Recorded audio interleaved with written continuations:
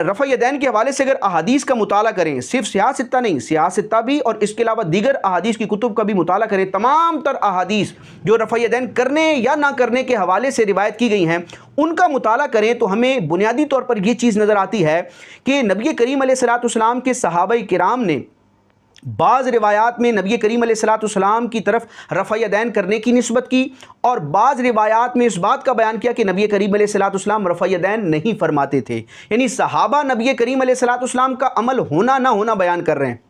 لیکن نبی کریم علیہ الصلوۃ والسلام کا جو اپنا فرمان ہے، جو اپنا ارشاد ہے، جس کو حدیث قولی کہا جاتا ہے، اگر اس کا ہم مطالعہ کریں تو رفع یدین کے حوالے سے نبی کریم علیہ الصلوۃ والسلام کا کوئی بھی ایسا فرمان نہیں ملتا، کوئی بھی حدیث قولی نہیں ملتی جس میں نبی کریم علیہ السلام نے واضح طور پر اپنی امت کو رفع یدین کرنے کا حکم فرمایا ہو۔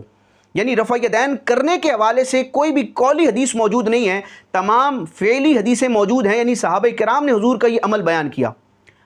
اور اس کے برعکس جو ترک رفع یدین ہے، یعنی رفع یدین نہ کرنے کا عمل ہے، پہلے کے رفع یدین کے منسوخ ہونے کا جو بیان ہے، اس کے حوالے سے جب ہم روایات کو دیکھتے ہیں سیاہ ستہ میں، دیگر احادیث کی کتب میں، تو ہمیں نبی کریم علیہ الصلوۃ والسلام کے واضح ارشادات ملتے ہیں، یعنی حدیث قولی ملتی ہے کہ نبی کریم علیہ الصلوۃ والسلام نے اپنے صحابہ کرام کو رفع یدین کرتے ہوئے دیکھا نماز میں، تو آپ علیہ الصلوۃ والسلام نے منع فرمایا اور فرمایا کہ نماز میں سکون اختیار کرو۔ تو اب یہاں یہ چیز ہو گئی کہ نبی کریم علیہ الصلوۃ والسلام کا فعل رفع یدین کرنے نہ کرنے کے حوالے سے دونوں طرح کے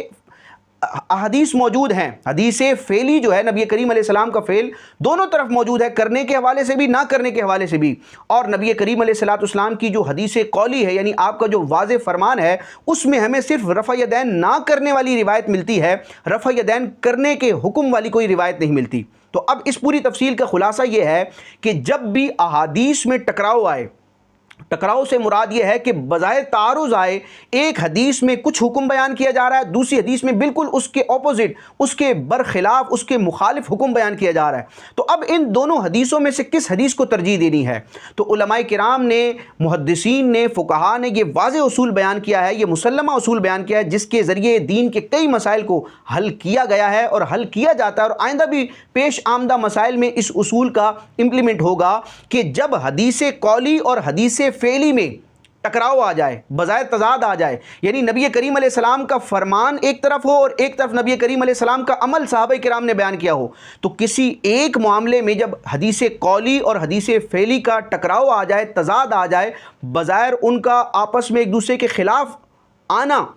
ثابت ہو جائے، تو پھر ایسے موقع پر حدیث قولی کو ترجیح دی جاتی ہے،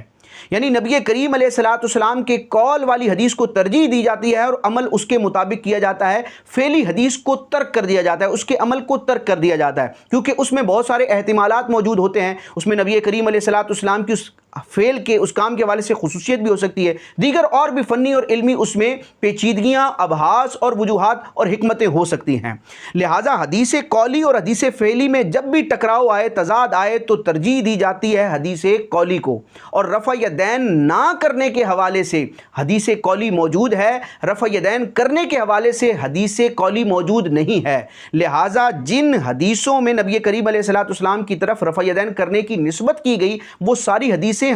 فعلی ہیں، تو ان تمام تر احادیث کے مقابلے میں حدیث قولی کو ترجیح دی جائے گی۔